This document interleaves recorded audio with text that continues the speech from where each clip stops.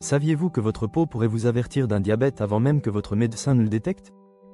Des changements cutanés spécifiques peuvent être le premier signal d'alerte d'un taux de sucre sanguin élevé, vous permettant d'agir avant l'apparition de complications graves. Dans cette vidéo, nous allons explorer les 12 signes cutanés qui pourraient indiquer un diabète, et qui sont souvent ignorés par la plupart des personnes. Le diabète peut affecter de nombreuses parties de notre corps, y compris notre peau qui est notre plus grand organe. Certains changements cutanés apparaissent généralement aux stades avancés de la maladie, mais d'autres peuvent être des indicateurs précoces du développement d'un diabète. En fait, les problèmes de peau sont parfois le premier signe visible qu'une personne souffre de diabète, bien avant l'apparition d'autres symptômes classiques. Certaines lésions cutanées sont typiquement observées chez les personnes diabétiques, tandis que d'autres peuvent survenir chez n'importe qui, mais les personnes atteintes de diabète y sont plus vulnérables. Analysons ces signes un par un pour vous aider à identifier rapidement tout changement suspect qui mérite une attention médicale. Le premier signe à surveiller est l'acanthosis nigricans, une condition caractérisée par des zones de peau épaissies et foncées. Avez-vous déjà remarqué une tache sombre ou une bande de peau veloutée à l'arrière de votre cou? Cette manifestation cutanée ne se limite pas au cou et peut également être observée dans les aisselles et les plis de laine. L'acanthosis nigricans est fréquemment observée chez les personnes obèses et constitue un signe révélateur d'un taux de glucose sanguin élevé. Il peut être le premier indice qu'une personne développe un diabète, c'est pourquoi une consultation médicale rapide est essentielle en cas d'apparition de ce type de changement cutané. Une détection précoce du diabète peut prévenir de nombreuses complications futures qui pourraient affecter votre qualité de vie de façon permanente. Si vous trouvez cette information utile, n'hésitez pas à vous abonner et à activer la cloche de notification pour ne manquer aucun de nos conseils de santé essentiels. D'où regardez-vous cette vidéo aujourd'hui? Partagez votre région dans les commentaires pour nous aider à mieux comprendre notre communauté. Le deuxième signe important concerne les acrocordons, également connus sous le nom de petites excroissances cutanées. Beaucoup de personnes ont quelques acrocordons, ce qui est généralement normal et sans danger pour la santé générale. Cependant, la présence de nombreux acrocordons accompagnés d'une décoloration noirâtre de la peau pourrait signaler un taux de glucose sanguin élevé. Ces excroissances se développent le plus souvent sur les paupières, le cou, les aisselles et la région de l'aine, formant parfois des grappes visibles. Un autre signe révélateur est l'apparition de taches jaunâtres, rougeâtres ou brunâtres sur votre peau qui méritent une attention particulière. Cette affection cutanée commence souvent par de petites bosses surélevées ressemblant à des boutons, qui évoluent progressivement en plaques de peau gonflées et durcies. Au fur et à mesure que la condition progresse, vous pourriez remarquer que la peau environnante prend une apparence brillante semblable à de la porcelaine. Les vaisseaux sanguins peuvent également devenir plus visibles à travers la peau affectée, qui devient généralement prurigineuse et douloureuse au toucher.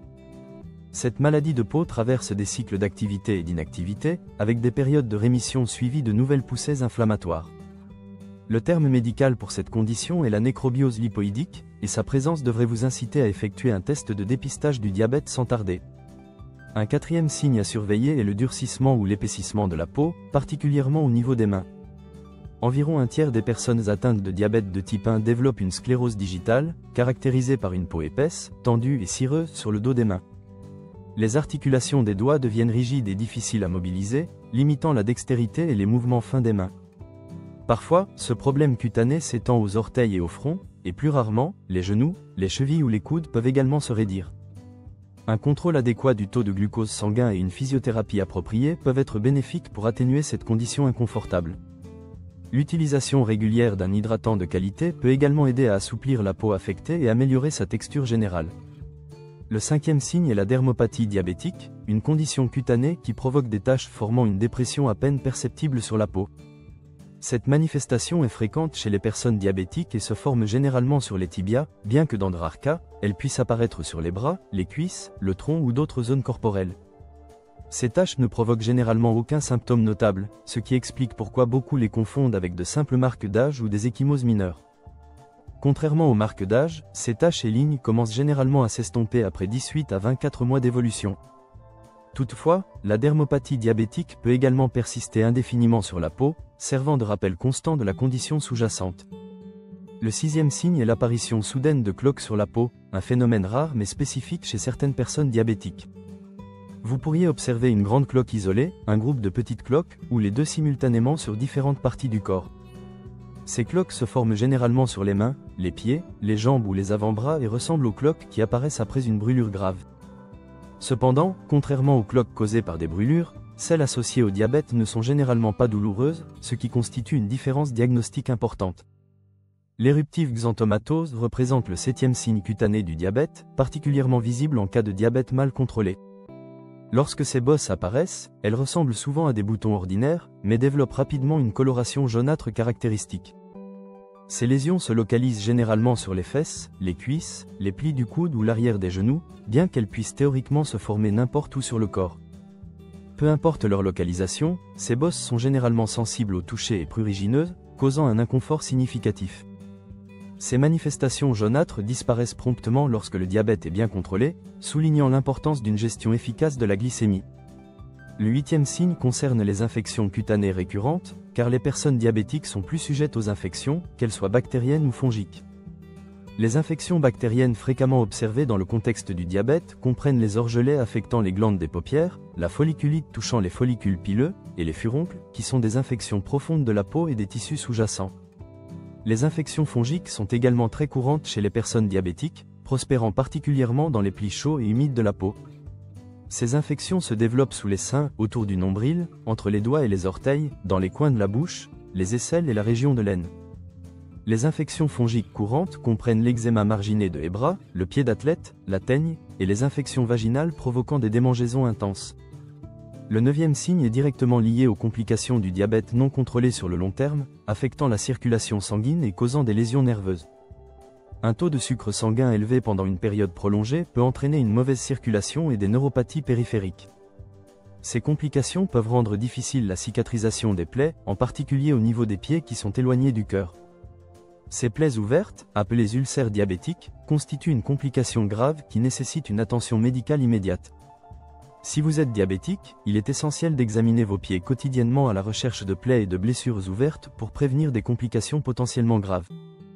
Le 10e signe est le prurite localisé, ou démangeaison, souvent causée par le diabète et pouvant résulter d'une infection à levure, d'une peau sèche ou d'une mauvaise circulation. Lorsque la mauvaise circulation est à l'origine des démangeaisons, les zones les plus touchées sont généralement les parties inférieures des jambes, particulièrement vulnérables. Vous pouvez parfois traiter les démangeaisons vous-même en limitant la fréquence des bains, surtout lorsque l'humidité ambiante est faible. L'utilisation d'un savon doux contenant des agents hydratants et l'application d'une crème pour la peau après le bain peuvent également soulager efficacement ce symptôme. En conclusion, si vous remarquez un ou plusieurs des signes mentionnés précédemment, il est important de les mettre en corrélation avec d'autres facteurs de risque. Ces facteurs incluent l'obésité, des antécédents familiaux de diabète, ou un mode de vie sédentaire qui augmente considérablement le risque de développer la maladie. La présence d'un seul signe ne peut pas être directement liée au diabète, car il peut également être associé à d'autres pathologies nécessitant une évaluation différente. Cependant, si vous avez plus de 40 ans et appartenez à ces groupes à haut risque, il est préférable de vérifier régulièrement votre taux de sucre dans le sang.